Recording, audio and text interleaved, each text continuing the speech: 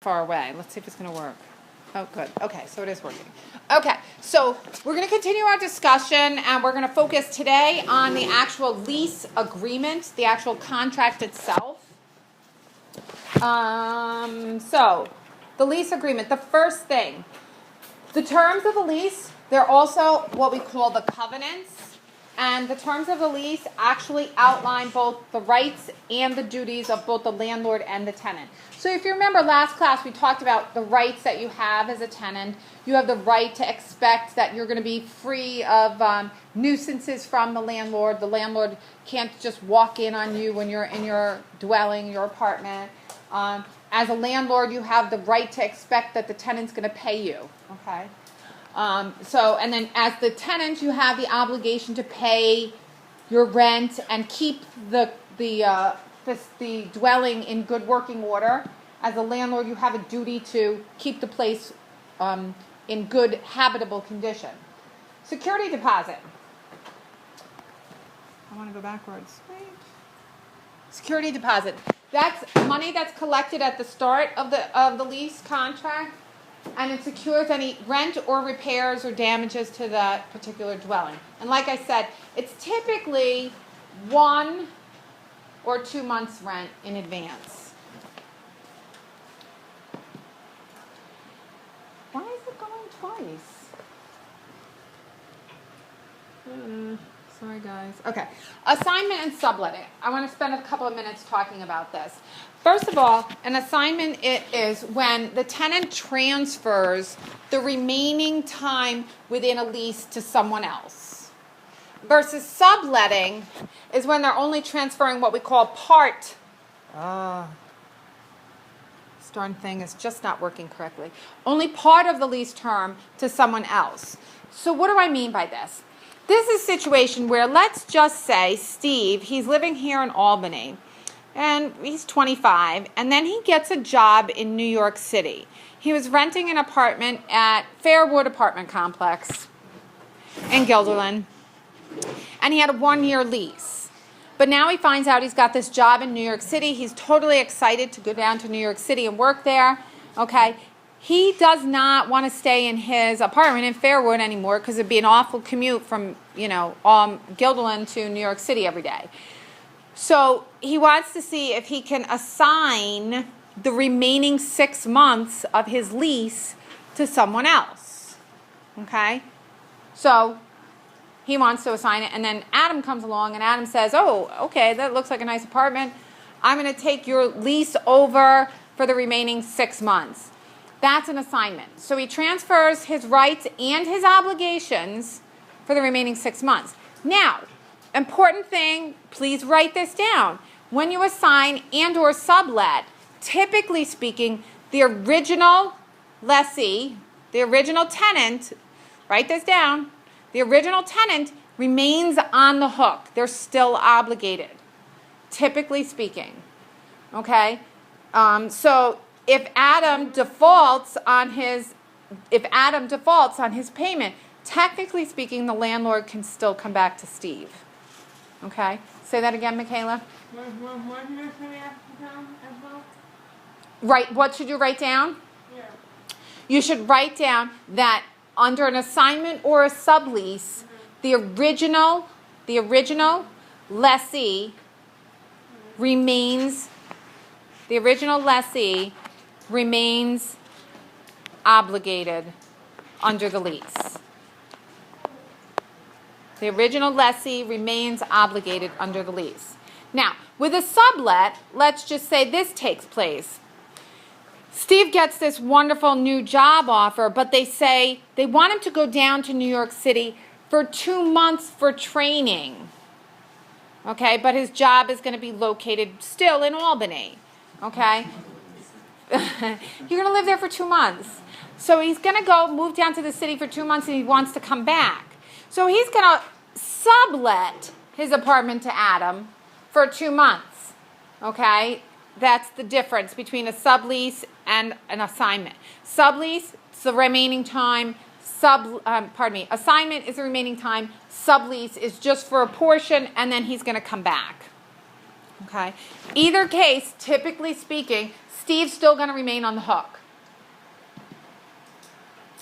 So that doesn't mean I don't have to pay for it, right? Like he has to pay for it. What would happen is, technically speaking, he's going to pay those 2 months or the remaining 6 months. Okay? But if he doesn't, the landlord has a right to come back to you. So can I go after him? Absolutely you can. You two would get something in writing. Okay, so I'd have like You'd have a sublease agreement. Yeah, you would have either a sublease or an assignment agreement that you would put in place. He can just not pay and then No. Right. And remember what I said back when we did contract law? I said, whenever you deal with real estate, you should always have that in writing. Did you have a question, Adam? Pardon me. Decorations and repairs. Typically speaking, the landlord does not have any requirements to decorate other than, maintaining paint and the carpet and stuff. But they don't have any obligation to do any curtains or decorations or wall hangings or anything of that sort. If the apartment is a furnished apartment, then typically speaking, you're going to have additional covenant terms in the lease agreement relating to those, to the furnishings in that dwelling. Yes, Michaela? Also, like, if something breaks, they would fix it, a new one. Typically speaking, if it's anything that's like permanently attached to that dwelling, it's their responsibility to fix it. If it's things that it's your stuff, it's your responsibility to fix it. Okay. Does that make sense? Yeah. Good. Okay. All right. And the landlord has to make sure the premises are fit for living. So remember we talked about last class, there's that implied warranty of habitability. So make sure you have that implied warranty of habitability concept in your head. They have to make sure that the place is habitable. Okay? If the water pipe breaks, like Ryan said the other day, if the water pipe breaks, they have to repair that. Okay. And then options to renew. Most leases will allow for some sort of renewal option. And it'll say typically if there's going to be any increase in the rent rate in that renewal or not.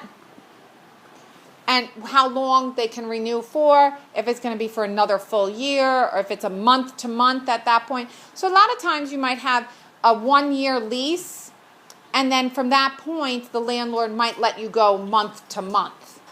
Okay? My sister, she was renting a house once, and it was in a nice area, and it was like probably like $3,000 a month for the rental, and they had built right into it that annually the rental would increase by 5% every year. So if you stayed in it for a few years, within a few years, your rent was getting pretty up there, But that was what she signed on for. Yeah.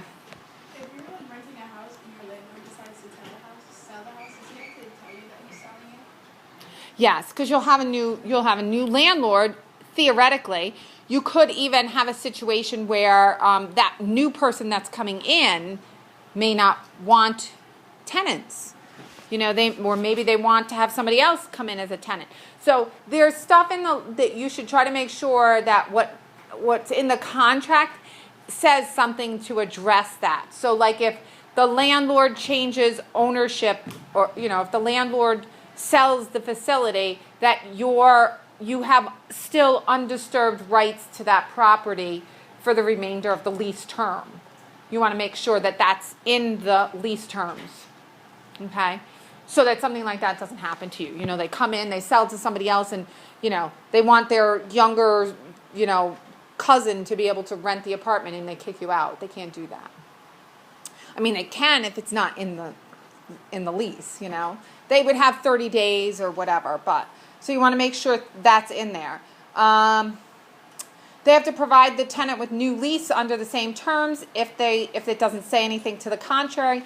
And then the lease may allow the tenant to purchase a property. Sometimes you do what we call rent to own, okay, where you rent it for a period of time, and then at the end of that rental, you might be able to purchase it for a given price. Again, that would be spelled out in the terms of the contract.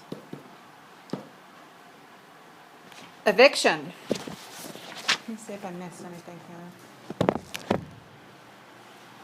Nope. Okay. So, when a landlord takes away a tenant's possession of the property, that's an eviction.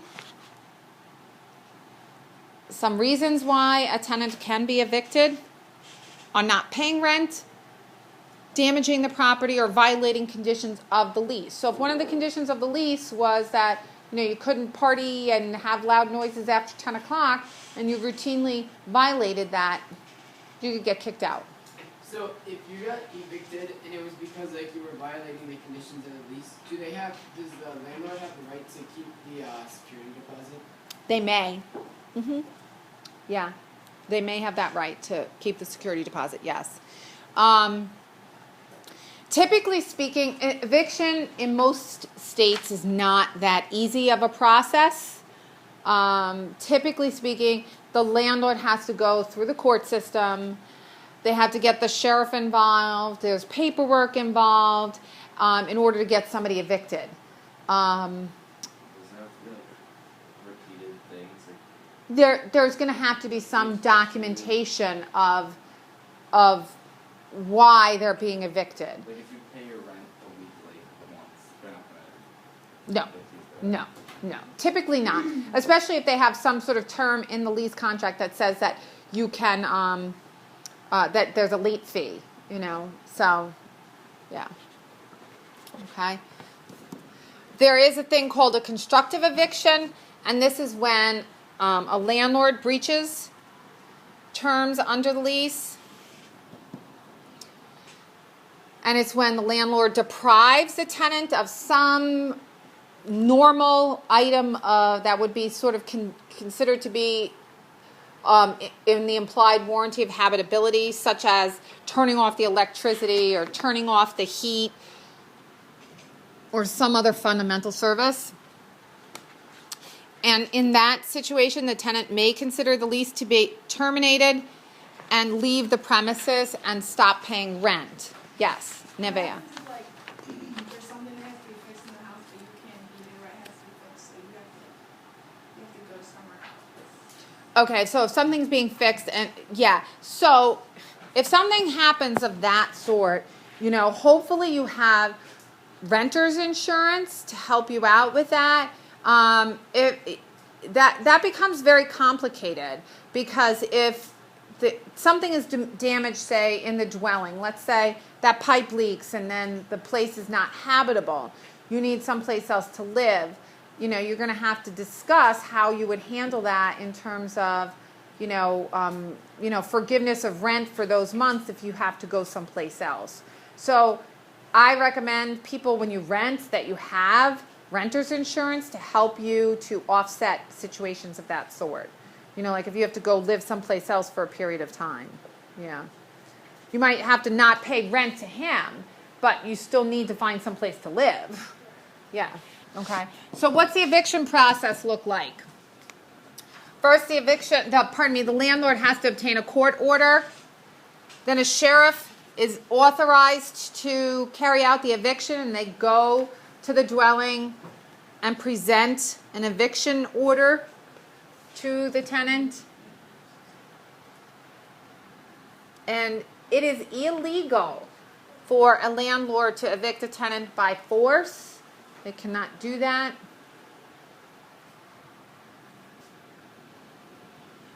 And then there are still places that have what we call rent control. And these are laws that keep the rent in an affordable range and limit how much a landlord can raise the rent on a particular property.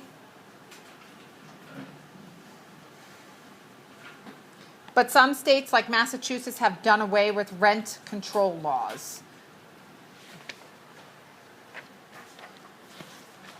Okay. So if you get evicted, it's not like a crime. No, it's not a crime if you get evicted. It is not a crime if you get evicted. It's not necessarily a good reflection upon you, but it's not a crime. Right. Because if you get evicted and then your next landlord that you go to asks you, have you ever been evicted? And you say yes. Or they ask you for a reference from your previous landlord, you know. Okay, we're going to stop there for today.